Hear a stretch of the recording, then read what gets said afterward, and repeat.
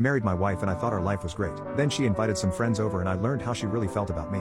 Last year I married my wife, and I thought everything was going well. I took her out on dates, had intimacy with her, nothing too crazy, just enough to keep us both satisfied, and tried to spoil her as much as I could with breakfasts, flowers, and anything else I could think of. She was the first person I'd ever been with and she told me I was her first as well. That made our bond special, and I eventually decided to put a ring on her finger. Fast forward to the other day when I realized things weren't as perfect as I thought they were. My wife had invited some of her girlfriends over for wine and gossip. I was the only man in the room, but I did my best to fit in. After a couple hours of drinking I pretended that I was getting too drunk and went to sleep. I wasn't having a bad time or anything. I was just uncomfortable being the only guy around for girl talk and wanted an excuse to let my wife socialize with her friends without me around. At some point during the night I woke up and went back downstairs for some water. My wife and her friends were still up, but by that point they were so wasted that they could barely sit up straight. While I grabbed a glass of water I realized that they were talking about me, and the things they were saying were less than flattering. One of her friends was going on about how I was weak, submissive and wasn't a man, and how she felt bad that my wife had to wear the pants in our relationship when that